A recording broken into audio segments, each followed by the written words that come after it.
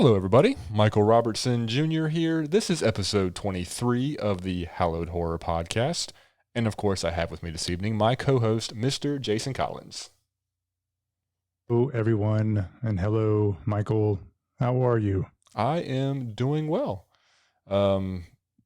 This is interesting what we're talking about tonight, the film, for so many reasons, right? I mean, we'll get into it because I'm excited to talk about it. But there's a lot that's different about this movie that almost it's amazing that it's doing as well as it is. But before we get into that, let's talk about something that got announced just today. I just saw it on my Twitter feed earlier. And one of our previous trailer impressions episodes, we watched the trailer for Annabellum, a movie that was supposed to be coming out in theaters later this year. It looked pretty good. We had a good discussion about it, and they just announced today that they are foregoing their theatrical release, and they are going to go video on demand, probably premium video on demand if I had to guess, coming in September. So here's another one that's just, I think, kind of accepting the reality that we're in, and they're not pulling the Christopher Nolan, and they're just giving the people what they want, so to speak. They want people to see the film without having to endanger themselves, if you will. Yeah, for sure. And if you're gonna hold out for the theaters, who knows how long we're gonna be waiting? You know, why I pull that Christopher Nolan to just keep on pushing the date back over and over again. Yep. And there was also another one that just announced. Did they make the official announcement, or they're just rumoring Mulan for Disney? Yeah, Mulan's going. They're streaming on the Disney Plus service for like $29. You can rent it. Yeah, that's what it is on that service only. Yeah, I which is the most expensive that we've seen for a premium and VOD. To limit it to one streaming service, I thought was also interesting, because I don't know if they're going to make it available on iTunes. I don't think it's going to be available anywhere else. I don't think so. I'm wondering if they're charging more because they are assuming that this is a film that, you know, unlike maybe some of the other movies we've been going that have been premium video on demand. Well, of course, the ones that we keep watching are always horror related, which horror films are not necessarily family outing films. True. Usually it's, you know, individual or maybe two, you know, you and a friend, you and the significant other, whatever. I wonder if Disney's playing the angle of this was going to be a family event movie. You know, you're going to pack up the kids and everybody, you're going to go have a night out together, 3-4 people or maybe more. Maybe they're just thinking, well, they were already going to spend $100 at the movie theater. Let's charge them $30 to watch it at home. I'm curious what made them throw the dart and hit $30 when everybody else has been doing $19.99. Yeah, 30 is interesting, and that's one thing. But to limit it to the streaming service of Disney Plus, that's the part that I don't really appreciate. I think it's that seems shady, weird. Like, make it available everywhere. I'm sure they will eventually, just not right off the bat. I mean, they want their subscribers. I mean, Disney owns everything, so why not just keep control of this too? Mm-hmm. Yeah, and they're just hemorrhaging money, you know, with the parks not being open. So right, yeah, trying to recoup it where they can, and people will pay it. Again, I'm sure they're going to be just fine. I mean, it's again, and people are going to pay it. I mean, you're one of the camps that fits that exact mold, right? I mean, you guys go into the movies. There's 5 of you, right? So $30 is still cheaper than is something you gotta we gotta really stop and think about. Like, okay, well, let's make sure where are we in the month, kind of thing. Right? Yeah, it's serious if you go to the movies. Yeah. So that's interesting. I have no desire to see Mulan, but again, that is an interesting. You know, one more. You know, a big name like Disney making the decision, because they delayed Mulan once, if not twice, and now they're just saying, you know what? Let's just give it to the people, which I applaud. Christopher Nolan, give us Tenet. I'll pay $50 to watch Tenet at home. I don't care. I don't want to go to a movie theater, and I don't want to wait until 2023 to go see it if it takes that long. Like you were just saying, how long are we going to wait, right? Yeah. What's his hard and fast date that he's just going to say, all right, finally, let's just go ahead and do it? But how long are you really going to wait? How long are you going to just keep the people waiting? I think that they were planning on, I think the last thing I saw about Tenet was they were doing releases other places in the world. They were going to go ahead and start releasing it in the rest of the world in places that were under control, if that's the right phrase for it, you know, having not the terrible situation that we're having in a lot of areas in the U.S. And then they were going to basically just start to do it that way, just stagger it wherever they felt it was safe and where the movie theaters were reopened. And it would just get to the U.S. whenever that time was. Well, that sucks. It does. We can't even go fly and go see it. They're not going to let us in the country coming from the U.S. So anyway, it's weird. But moving on away from that, because we know we don't need to get me on any type of Let's anti-theater please not rant. get onto that. Right.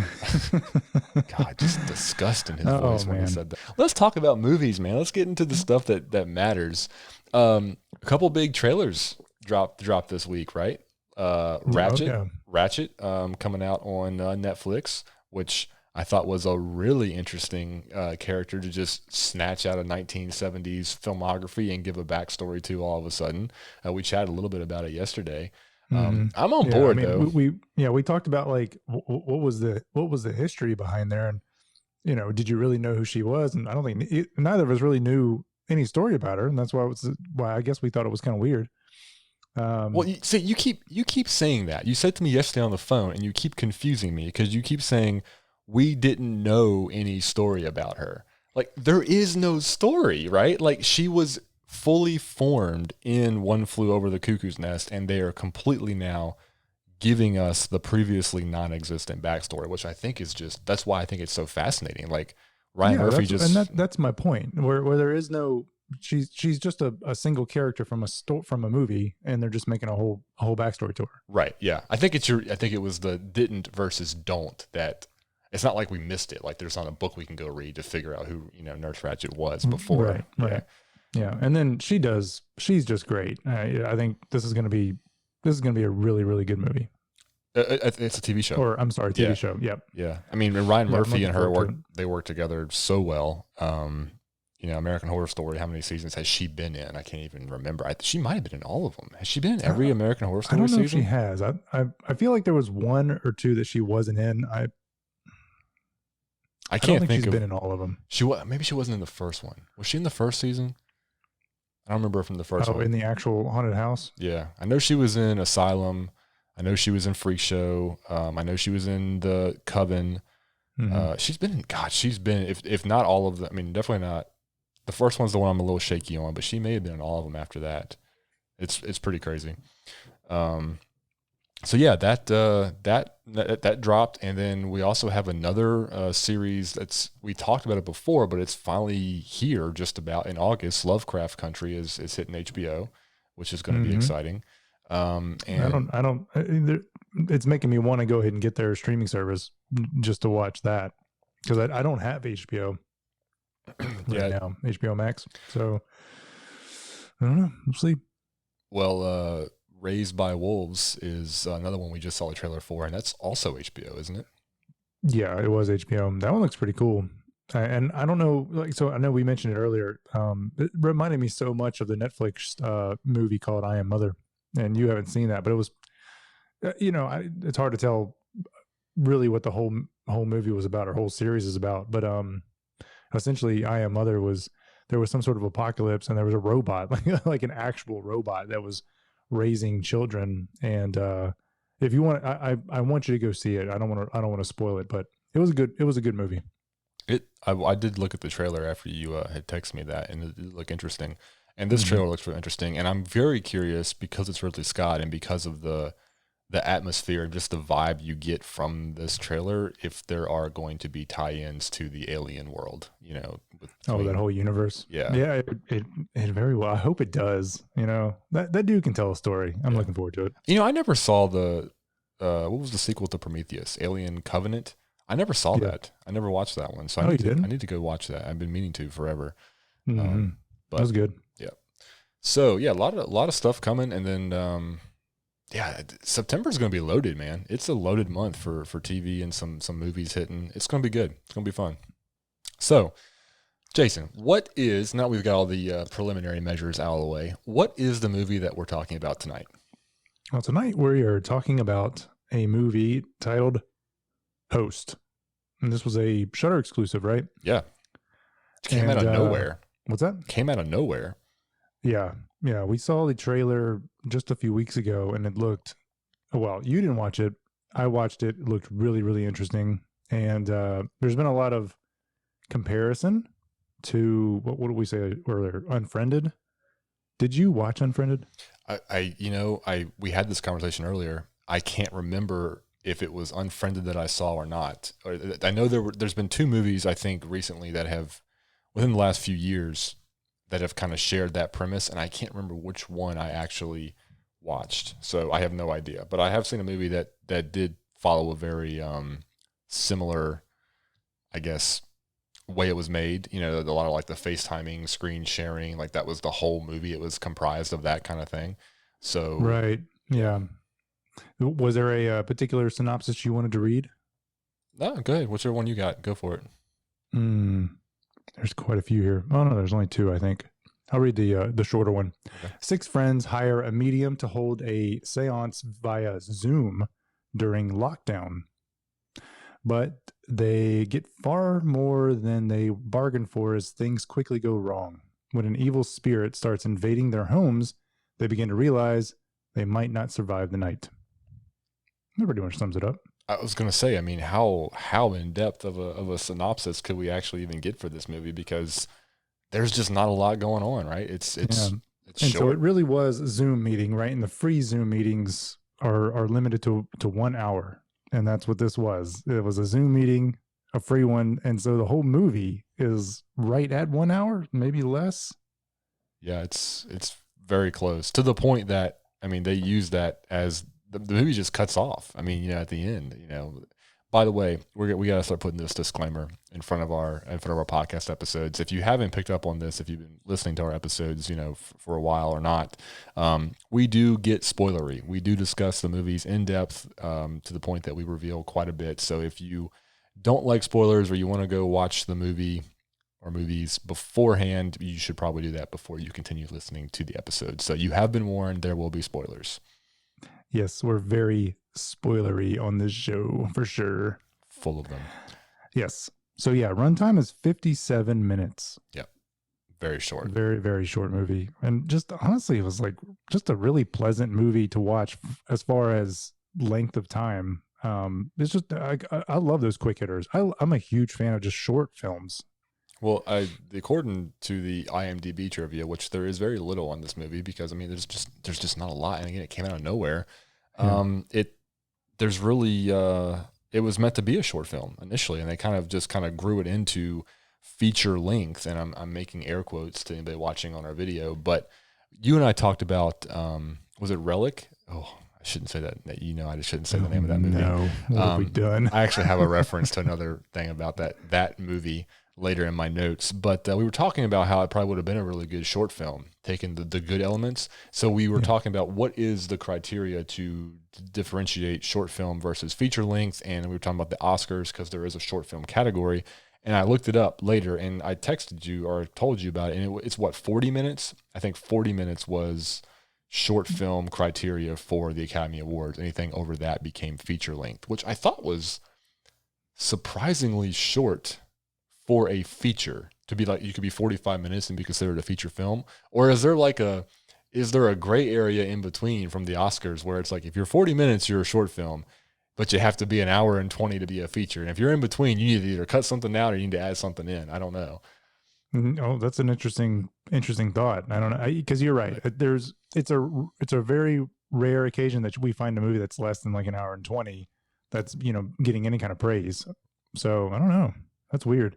But I mean, I would love to see more movies around the 40 or 50 minute mark. I mean, that would be great. Right. Well, look at that time, that length of time, that 45 to an hour mark, and look at some of the television shows that have really been just great in that time frame. Look at the anthology stuff like Black Mirror, right? I mean, they're giving you like full on stories within that time frame every single time, and it works so well. Yeah, and all of the episodic stuff on like HBO. I mean, they're right at 55 minutes worth of runtime, right? And there's so much they pack into each episode.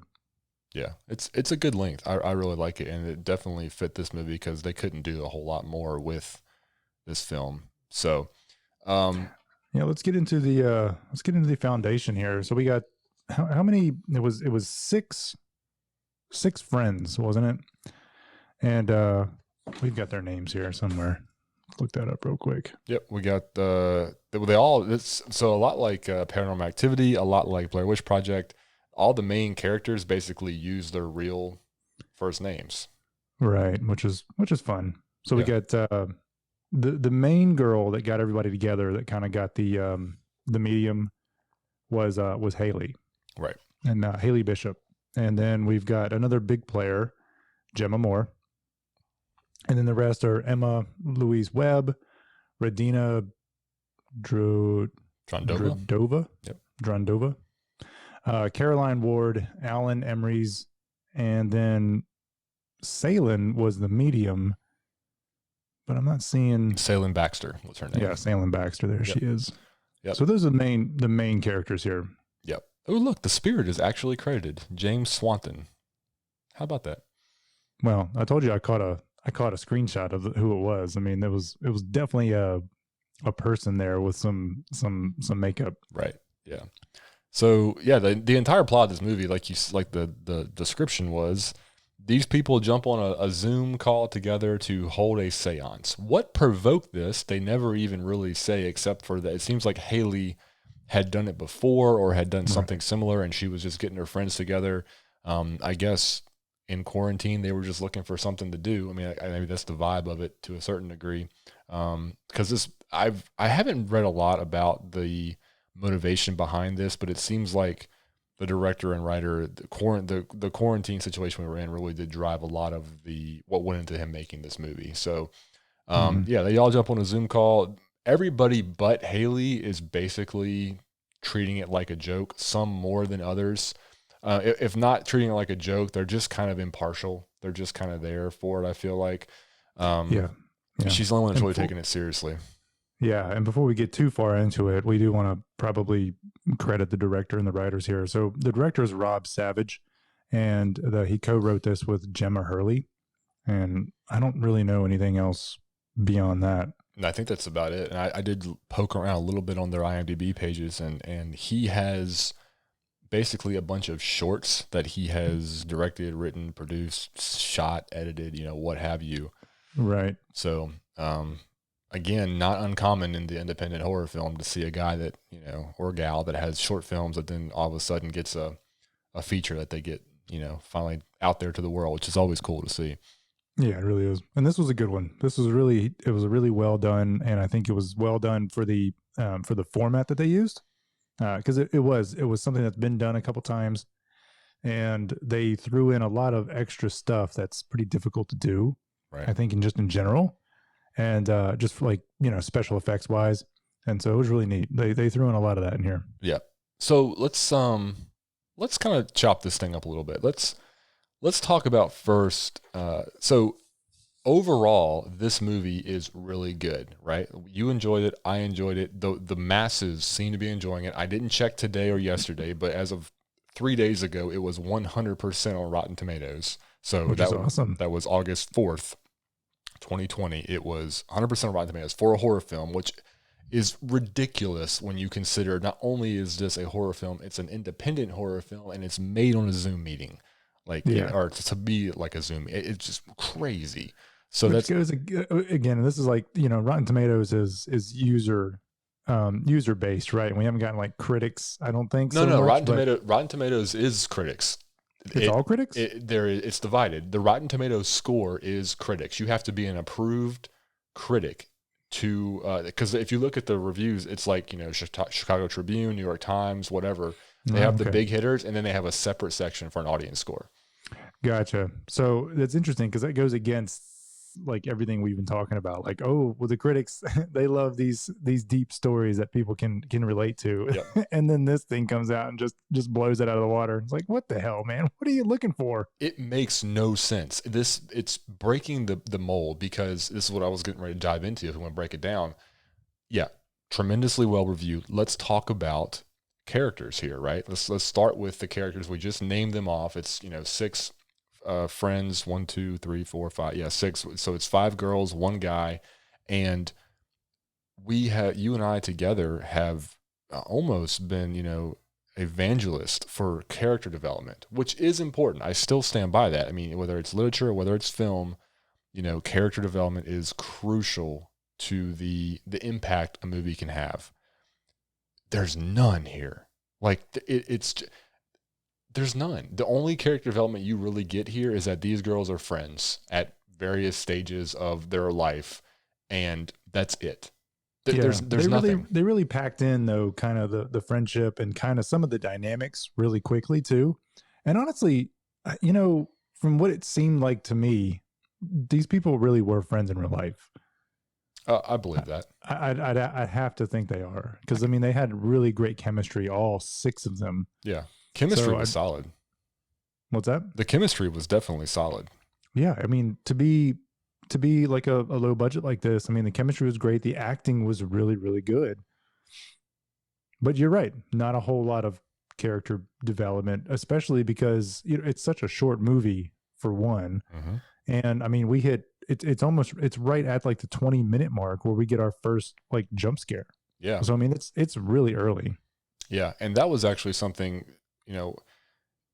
when I first started watching this movie, I was actually a little disappointed in the beginning because I wasn't loving like the first 15 minutes of the movie, because to be completely honest with you, the characters were just irritating me. Like something about the first 15 minutes, like with them just kind of chatting with each other and like them kind of, replicating buffering and some bandwidth issues and some stuttering and stuff. I was like getting irritated. I was like, oh my God, this is just like sitting through an awful meeting I'm not even in. Like it was. Yeah, that's exactly what I thought. It was just like, it's just those first 5 or 10 minutes of just like waiting for people to join the meeting. You're just kind of like sitting around just hearing people chat. Yeah, it was kind of grating, but as soon as once they get into the whole seance thing, it really just hits its stride and goes. So yeah, character development, I mean, just nothing except there's chemistry among the friends here. Mm-hmm.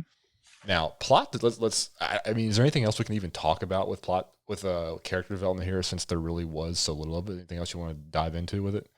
I mean, with the characters, no, I don't think so. Of the 6 characters, Haley was really into it, and she was very adamant on the beginning before they got Salen in on the call that to be respectful, don't joke around.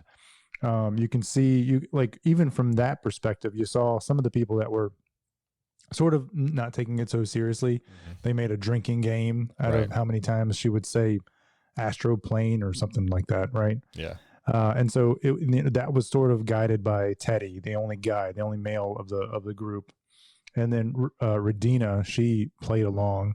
And then I believe it was Emma was also playing along. Caroline was one that she was sort of in between. I think she was a neutral character. And then there was Gemma, she was full on, not into it. She was taking it. The whole thing was a joke to her. Right. And we'll talk about that. That'll come back later. So there we are. We got Haley. She's the main driver. She was the one that's telling everybody, hey, be respectful. Let's please take it seriously. Don't joke around. And then they pull on Salen, who is pretty, atypical medium. The way she speaks, the way she talks, the way she introduces herself and brings everything in. Atypical or typical? What's that? Atypical, or did you say atypical, like not typical, or she is a typical median? She's a typical medium. Okay. Yeah. Sorry. You threw me there. I threw the emphasis on there. Wrong. Yeah. I was like, wait a minute. I do that a lot. What do your medians usually look like? Because she looks like mine. No. Yeah, she fit the bill. That's right. Okay. And then and there was a couple of little things there too. There was a little bit of character development and a couple of things that we paid off on at the end too, especially with Teddy. It was interesting for him to be joking so much, but he did bring something that was very close to him, and it was a little music box. Yep. And so he had a little tiny story of where his brother used to terrify him when they were little, so much to the point where when he would hide this little box all over the place and he would start playing the music, he said he would just start crying. It just terrified him so much. Yeah. And then so everybody was supposed to bring something that tied them to somebody, right? Some sort of token. Yep. And then everybody also had to have a candle with them that they would light. Yeah. And really the tokens, his is the only one that really the music box is really the only token that kind of paid off. I believe the It candles. was the only one they even talked about too. Okay, yeah, and the candle did. There was a little bit with I think it was Gemma's candle. It blew out that one time after she made her joke and then like walked away and came back. But yeah, but the candles are supposed to be just these beacons of light. Is really what Salen was referring to them as. And I thought it was interesting too. Maybe even a little dangerous. She probably should never do these seances over Zoom. Just because of the issues that they ended up having. So yeah, shame on Salen. Yeah. But anyways, no, very little character development. We heard about a few things with each of the tokens, or just with Teddy's. Everybody had a token. Everybody was ready. And where do we go from there? Well, I guess we really just get this movie so short and does so little. I mean, there's not a ton to really unpack with it. We basically then can go into, the plot. I mean, the meat and tomatoes, which is really just we get, and again, going against the grain of what you and I have talked about of making great horror films. We basically get a jump scare fest that's infused with some other really solid creepy scares. Mm-hmm. So there's really nothing else to even really say except the Gemma, who's not taking it seriously, like you said, she makes up this elaborate story about a friend of hers who hangs himself, and because of this joke, Salen informs us that she's essentially allowed a demon to come into the world and wear the mask of this character that she's created in her imagination. So now we've invited a spirit in, and we get full-blown paranormal activity that starts happening. And it's just a set piece after set piece after set piece, and it just works for some reason. Yeah, and it was interesting. The Zoom call is like what was connecting all of them. Right. So this demon was able to go from house to house through the Zoom call, because anybody that connected to that particular Zoom call was then susceptible, because right in the beginning, right before they got started, Teddy was removed from the actual meeting, right, because his girlfriend was a bitch or something, so and nobody liked her, and so he was removed from the meeting, and so it was just the 5 girls and then the medium, and then they got started, and like you said, it was like the first maybe 15 minutes, kind of slow, maybe 10 minutes. And then we were introduced to Salen. And then right at the 20-minute mark, we get that first jump scare. And it was just Gemma pretending that something was touching her neck. Right. Yeah. And so that was the whole fake thing. And so it was like this really cool kind of ride, this ebb and flow of getting a jump scare. And then like, oh, well, it's not really real, right? She was just kidding. Yeah. And then what do we see?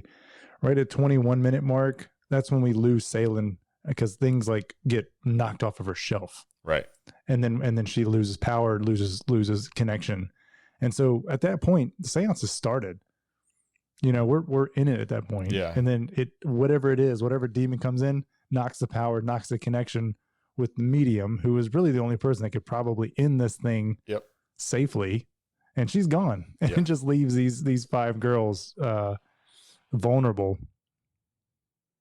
And then at the 23-minute mark, everybody starts fighting, and that's the first time we see the first special effect, and that's when something pulls Haley's chair. She gets like jerked back from the camera all the way through the room to the door. Yeah, which is really cool. It was really cool, and it's so reminiscent of the getting dragged out of bed from Paranormal Activity, like that. It just looked just like it. So, that was a good scare. I mean, I know we just said this was going to be spoilery.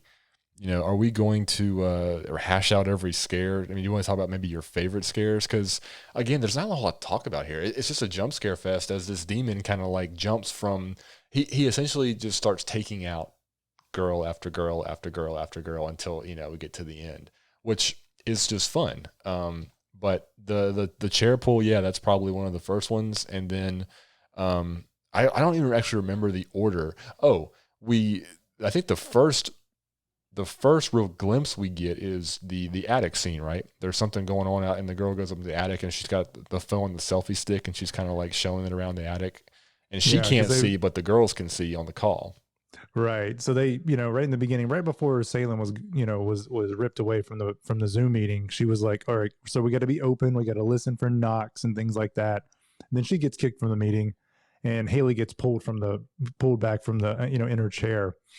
And it was right after that, things like weird things start happening back and forth. But there's a big scene where Caroline, she's the one that goes into the attic, where she starts hearing the thumping. And so she gets up and she starts kind of wandering around. She gets up to the attic. Yeah. She puts her camera on her selfie stick and she sticks it up there and starts rotating it through the attic, which is, there's so much like anticipation and build up, so much like anxiety that builds in this movie. And there's no jump scare, but as you're passing by, you see just feet hanging, and then she goes, and then they say, oh, go back. And she goes back and it's gone. So that's the first time you see that. And then, Caroline's the first one that really gets, I guess, hit hard here. I think she's the first person that she doesn't die immediately, but it's the first time that we see something really bad happen to any of the girls. Right. And maybe you can explain that the way some of these things were tying back, some of these callbacks. That paid off afterwards. Right. So while there really wasn't much character development, there was some clever plotting or some clever writing to set something up that then, was called back to tie up an action piece later. My favorite one, well, Teddy's music box was one of them. I think we all knew that was probably coming down the road. The other one that, again, once you saw it, you knew there was going to be a reason for it, right? The one girl, and you have to forgive me, I really can't remember which one was which except for Gemma and Haley. One of the girls had her Zoom custom background image to be a looping video of her coming out of her, I guess, bathroom, and then into her bedroom and kind of like, going through her drawers and stuff like that. So that was Caroline. That was Caroline. Okay. So that was really clever. Like you knew that was going to play a part later down the road. So that was the first time it paid off. Right at the 38 minute mark, because they were like, they saw her walking in because she had got off the attic, right, and she went and that's the last time you saw her, pretty much. She got down and then all of a sudden it goes back to her background, and it was so funny because it was like an empty room at that point, and then she walks in and they're all like talking to her, trying to figure out what's going on. Yeah, and she doesn't hear him. She's like, "Hello, do you hear?" Like, oh, that must be your background, right? And then all of a sudden, out of nowhere, it's another jump scare.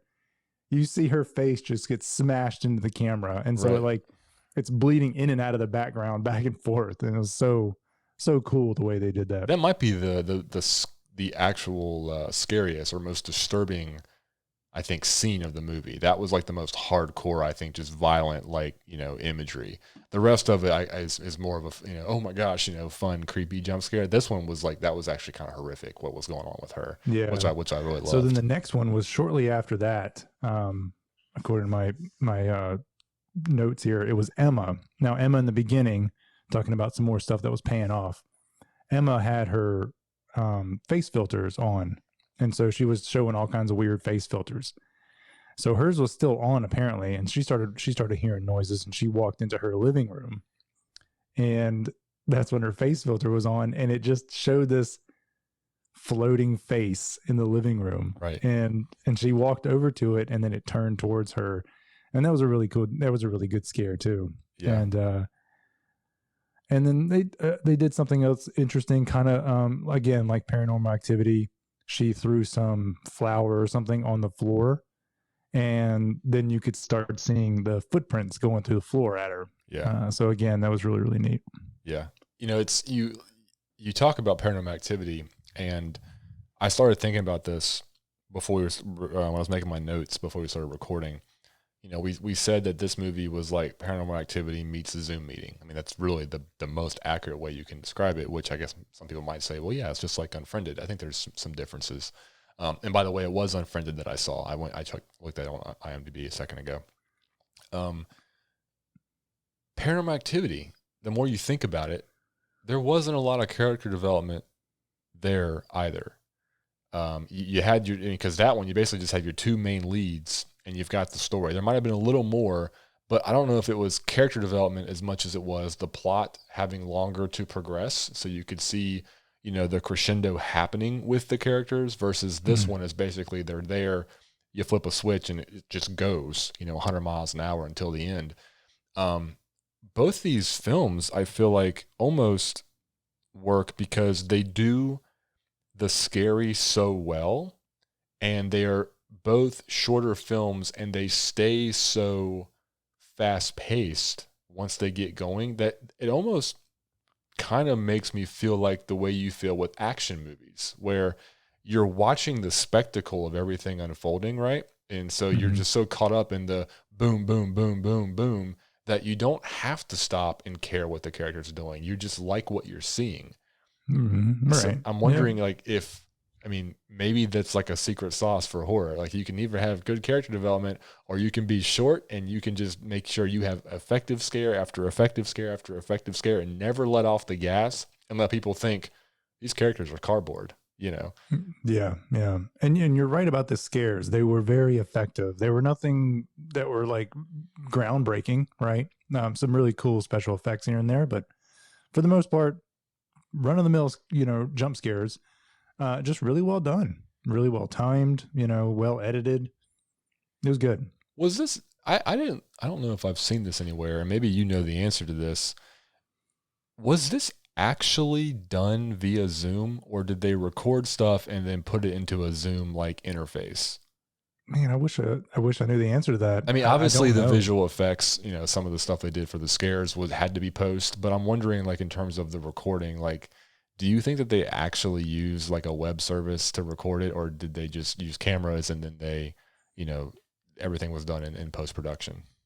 With some of the special effects that they did, like the floating face filter, that had to have been a green screen, not a green screen, but a green suit, I would presume. It could have just been it could have just been a 3D graphic that they threw in there, in in a modeling software. I mean, who knows? That's true. I guess they could have also done the same thing with the footprints and the flower. Just put some 3D graphics. I don't know. I feel like it would probably have been they would have had way more control if they just recorded it with a camera and then just added it later. Yeah. All of the glitching and the low bandwidth resolution. That's kind of how I hope they did it. I don't know. I'm curious. They did a really good job of like some interesting framing. Because the webcam is just this big wide camera. Not to jump ahead a little bit, but there was a couple times where the framing was really clever. Right at the end where Emma was it Emma? Yeah, Emma was under the covers in her bed. And so the camera was pretty far away from her, and the covers had like just draped a little bit. And all you could see was through the covers and then just her eye. And that's all, it's all you could see, just her looking around. And I thought, the whole time I was watching that scene, I was like, I wonder how they accomplished that, because it was just perfect. Right. It was so good. But it was just, they did really, really good work with just having to use what we presume is a web camera, but probably just some run of the mill lens that I'm hoping they recorded it on something good. And you don't even have to use it. There doesn't have to be some great camera. Yeah. Just a fixed, a fixed focal wide 28 or something, something standard for a webcam that looks like it, and just throw some filters on it.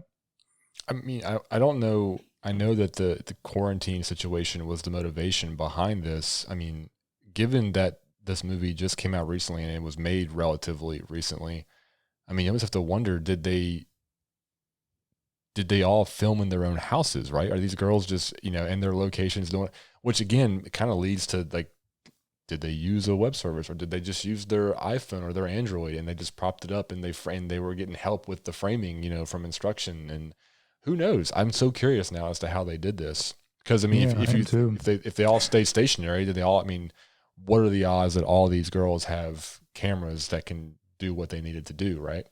In terms that's true. Yeah, that's really true. And maybe the back and forth with because the chemistry was really good, and so maybe it really was on a Zoom meeting, you know, where they really could just play off of each other.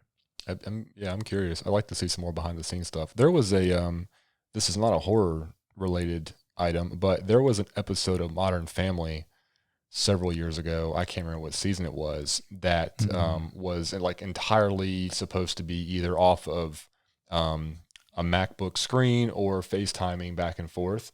And it looked legit. Like it looked like they were actually FaceTiming and holding a phone around. And I saw some of the behind the scenes, and they were legit like mounting freaking harnesses and legit like cinema cameras onto these actors. They're walking around like holding it, looking at it and stuff. Yeah, the one scene that I remember from that, because I did watch the behind the scenes, or maybe we just shared it, but they had a camera set up, and somebody was manning the camera, and all they were doing, the actor was just going up and holding underneath the lens, right? And so they would just the cameraman would have to like walk with them and stuff like that. But all they, you know, it was just like it was the same setup they usually do, except for they were just going and just holding underneath the camera and looking right in the lens. Yeah, so it was really, really cool. Yeah. So back to the film here. The Caroline hitting the camera and the floating face filter and the footsteps, that all happens around the 38 to 40 minute mark. After that, I stopped taking notes. Everybody finds their demise at some point, right? And it was the 47-minute mark when the music box finally pays off too. So Teddy, and you know, that pretty much Teddy gets back online and after, I think almost everybody's dead except for Emma. And and Gemma took off, right? Gemma got out of her house, and they apparently live pretty close together because Gemma went over to Haley's place. Well, that was another one of those payoffs, right? Because in the beginning, wasn't it whichever one, wasn't it Gemma that was throwing the rocks against Haley's window and says, "Hey, can you, like, she was it like, let me in," or something like that? Oh, like, yeah, because she was in the waiting room for the Zoom meeting. Yeah. They were pretty close together. Yeah. So there was a lot of good like set them up and knock them down in this for sure. Like there was a lot of payoffs. And like you said, Teddy kind of joins at the end after everything is completely gone to hell and people are dying. He jumps in and is like, "Hey guys, I'm back." And you're like, yeah, sorry, Eddie, you should have stayed away. He coming in and he thinks that he's gonna scare them with the little toy clown. Yeah, it was. And then it's like he finds it. I mean, it happens to him quick. I mean, he just sits down and Emma's like, "You got to go," and he's like, "What?" And then the lights cut off and. It happens fast. He had, I think, probably the most elaborate and extensive scene once he got back on, because he goes from the house to like the pool, and then it was like some barn or something outside. We see his girlfriend too. Remember, we go out at the pool, and then something has her way up in the air, choking her to death, and then they snap her neck and then drop her into the pool. Yeah, which another great. Sorry, go ahead. No, you go. You go, man. You go. I was just gonna say it was a really great use of some special effects. Yeah, it just again makes me wonder if did they really do this using mobile devices and laptops? Well, see, and you and I we've done some film work. We don't do enough with the visual effects, right? Because to me, that scene looked like they could have filmed it on an iPhone or something, and then they just threw it into like After Effects or something and just had a 3D modeled, person that, because you know how the physics and everything. Like, I think some of this stuff they really could have done just with normal, decent footage off of regular devices and then thrown it into a 3D, graphics application. Because that one actually did to me look like it could have been more of a rendered, scene versus some sort of practical. Yeah, and it's another interesting thing too is because they're shooting in presumably is such a low resolution, so you're not really pixel peeping here anyway. Right. And she was in the sky on a black background, so very easy to just to fake that on a green screen or something, or a blue screen, and just mask her out, and then she drops, and there's a ton of motion blur that happens there. They could have just done the green screen and then just without any kind of graphics engine, they could have just had her they mask her down and make her go down. You can do that in any editor. And then at the end, she just really jumps into the pool, and then you just mask the clip over her just falling into the pool at that point. And it just looks like she fell from the sky. So I don't even, a lot of the stuff, I don't even know if they really needed to use any kind of 3D graphics for it. Maybe the mask. But that scene, they could have done that practically pretty easily. Well, you say pretty easily, not if they're not going anywhere, right? Like not if they're isolated and not in a location. Like, I guess I'm looking at it more of like, you're there, what do we do kind of thing. Either way, they pulled it off. Like, I mean, there's not a mark I feel like that they missed in this movie. Like everything paid off. It was fun after the annoying first, 10 minutes or whatever it is. They just hit every mark. And I think that's why it's, so well received. I don't know why critics love it. I have no idea why critics that have been so brutal to so many of my beloved horror films think this is the horror film to end all horror films that they're finally going to give 100% rating to. But whatever, man. I'm glad to see this movie is getting the love it's getting, because it's worthy of it considering what it is and what it had to work with. Yeah. And I don't think this was shot in the US. Was it UK? Because they all had accents. Did they? Did all of them? I know Haley did, because on her IMDb also it says she bounces back and forth between like LA and London. I don't remember the rest of them having accents, Yeah, but it maybe says they details, countries UK. did. Oh, well, there you go. Well, neither one of us know what to say about that, apparently. So It really matters that much. Okay. But yeah, everybody dies. Let's see if we can name off how everybody died. Well, we didn't actually see Haley and Gemma die. Right. Poor Caroline just gets her face smashed. Mm-hmm. Let me flip this thing over. Emma gets thrown out of the window and lands on a picnic table, which is pretty brutal. Hers was pretty brutal too. Yeah. Hers and Caroline's, they were pretty rough. Yeah. Radina, she had the boyfriend in the house. Mm-hmm. Remember her? So we didn't talk about that at all. She going around looking for a boyfriend, and then finally he just like falls out of the ceiling. Yeah. I don't know if it was just being held up there the whole time. I think he was just up there. I thought that was kind of neat that she was looking for him, because it's not a very big apartment, and she's searching for him, and then he's just like Spider-Maning on the ceiling, and then they just let him drop. Yeah. And so I remember she turns around and sees her oven catching on fire.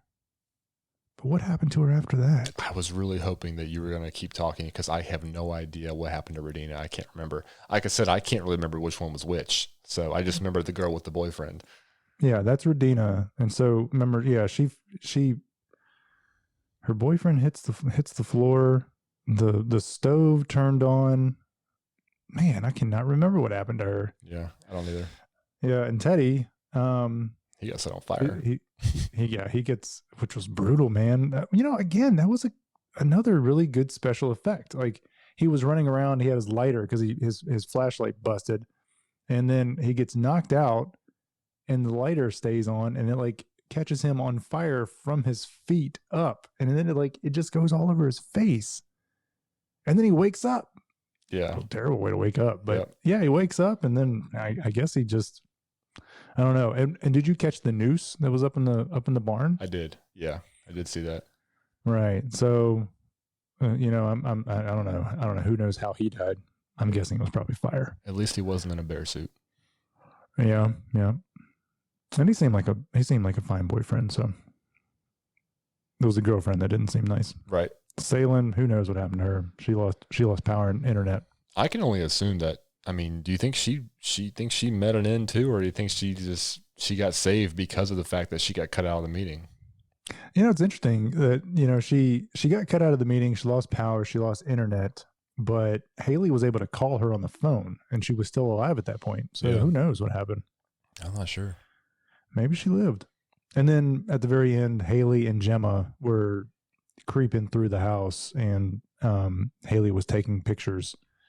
And it was like all pitch black, and then she was taking pictures with her Polaroid. So a flash was firing, and giving you like a second of visibility. And then that's finally where she takes a picture, and they drew that out. It was like 7 or 8 pictures, which I really liked. I liked that they kind of prolonged that to kind of just build that final moment of tension. Yeah. And so then they finally take a picture, and the demon shows up, and that's just where it ends. Yeah. So I guess they had to have died. Yeah, I think it's pretty safe to say that they did not discover the antidote to be anti-demon. No. And then the ending was like just a great way to tie it up. I mean, they ended it, the Zoom meeting ends, and then it looks like somebody's controlling the actual interface, and they pull up all the participants. Yeah.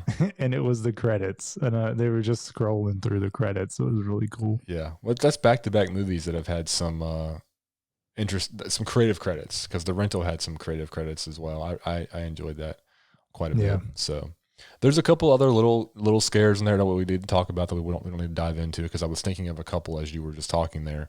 But overall, yeah, I mean, this is a simple film that works. I mean, it's just as long as one episode of Black Mirror, or an episodic TV series you might be watching. It's totally worth your time to check out. Again, it is only on Shudder right now, but the only way I can really sum this up after even talking about it with you is I don't know why this movie works as well as it does, but it does. Like, it just hits all the marks, and I can't explain it, because you and I have, again, for 21, 22 episodes leading up to this point, have tried to break down character and plot and what makes a good horror film. And this one still just seems to go against the grain of what we have said constitutes a great horror film, and we both loved it. And so do the critics. That's the funny part, man. It's like it goes against everything we've been talking about, trying to figure out what's going to make them happy. And then here's a movie that doesn't do any of the things that we've been talking that we like and that we think critics like, and it's just getting so much praise. Yeah, and which is great. I mean, it just goes to show you that you don't need complicated to be successful. And also, I mean, this movie, while I think there's definitely heavier visual effects in this film and more complicated shots to pull off than there was in Paranormal Activity back in the day. But it's very simple. And this is, again, the type of film that I think aspiring filmmakers, when they see it, they watch it and they go, man, I want to make something. Like, I got my iPhone, and I got my computer. Let's go make something, because you don't need a $30,000 red camera and a whole production crew to make something like this, right? That's going to be entertaining that people are going to love. Yeah, so much good practical stuff happening, and just just good storytelling, good pacing, great acting, solid jump scares. It was just a fun movie. It was just a really easy movie to watch. Yeah, it really hit all the points that we need for a good horror movie. And it's interesting how many horror movies that, like, I have stood out in my head recently that I am so willing to recommend to people are non-traditional narrative. Like, the more, again, we've talked about all these, what makes a good movie. Look at the movies that, like, I've been recommending to you. Hell House LLC, low budget found footage, loved it. There's one that I watched a few years ago that I even wrote a blog post about. The House is October Built. It's a found footage, lower budget movie. I love it. I'm throwing this one in the mix now. Like, I sit there and we talk about all these great things you need to make great horror movies and these slow burns and all this stuff. And it's these damn found footage type things that keep, like, just exciting me when I see them. And it's kind of strange when I sit back and, like, look at the past few years, the movies that keep standing out in my head. Mm-hmm. Yeah. What is the thing your daughter says? It just hits different, and and it truly does, man. It hits different, and it just feels good. Honestly, it's just these movies that go against the grain, and a found footage thing is not really going against the grain anymore. Right. But it's something that can be just done well, and it pays off. Yeah, for sure. I don't know if there's I don't know if it's the extra level of realism that maybe kind of goes along with it. I do know that chemistry of character plays a big role in whether or not I find found footage films to be effective or not. The realistic chemistry between the characters. Like, these girls, obviously they act like they were friends. Hell House, we thought the acting, the chemistry in those characters we felt like they were really who they were supposed to be. Right. Specifically the first one, right? Right. The chemistry was gone in the second one, and we didn't like it as much. Right. So I'll just leave it at that. And and yes, we'll leave it at that. And then the house is October built. I remember distinctively there was a friend of mine that I work with when I was telling her about it. I was like, it just felt so real watching it, and I think that's what really makes these films stand out. Because when you remove that that traditional narrative look, which immediately makes you think you're watching a movie, right? When you see all the nice fancy camera moves and the nice composition, that automatically just kind of makes you remember you're watching a movie. You take that away and you get these shaky cams and these spy cams and all this stuff, these GoPros, this look of like a GoPro, and it's just like it's realistic. And when the characters can sell it so well, you're just right there in that world with them. Yeah, and the found footage stuff, you immediately it sort of like tempers your expectations as far as production is concerned too. Right. So I don't know. There's a great market for it. If you can do it well and you can get some good actors and find some good chemistry and just move the story along. Yeah, it's good. I really hope that this movie doesn't. It will. I really hope that this movie doesn't spawn a bunch of imitators, because Zoom meeting stuff. Yeah, this is gonna be a whole Zoom genre now. I don't want to watch more of them. I'm worried that, because you know how it is. Something works and all of a sudden everybody thinks they have the next best idea for that kind of thing. Yeah, I'm sure YouTube is just going to be flooded with it. Right. Which, you know what? If YouTube wants to get flooded with it, that's fine. I don't want to log into Shudder and see 7 new Zoom meeting movies. I don't think they would allow that. I don't think Shudder would do that. Yeah. So, yeah, this is good. This episode is actually longer than I thought it was going to be. I was actually thinking this movie's not even very long. We're going to have like a half-hour episode, but we're hitting that 1 hour mark already. Yeah, so, we're bumping right up to it now. Yeah. So, this is a very fitting time limit for this movie. So this was good. I enjoyed it. If you have a Shudder subscription, go check it out. If not, I know they're always offering a free trial. Shudder still waiting for you to sponsor us, Shudder, by the way. We are waiting for that. But honestly, we talk about subscriptions and stuff like that, and there's so much good stuff on Shudder. There's so much. So it's definitely worth checking out and getting that free subscription. But you can spend a lot of time just finding some really good, easy watches on there. It's not expensive. It's $5 a month. And if you like horror, I mean, even if you just like horror, it's such a good place to be. If you love horror, I'd question why you're not on Shudder, yet. Yeah, exactly. I actually chastised myself for waiting too long before I got my subscription at some point last year. So anyway, yes, it's a good movie. It's a simple movie. We don't know why it works, but it does. We don't know why the critics like it, but they do. So you guys should go watch it. Do it. Jason, just go watch it. Anything else about Host tonight? No, we're good. All right. Ladies and gentlemen, this has been our episode on Host of the Hallowed Horror Podcast. Thanks for listening. If you enjoyed the podcast and want to do us a favor and leave us a review or rating on the platform of your choice, we'd appreciate it. Until next time, take care. Bye.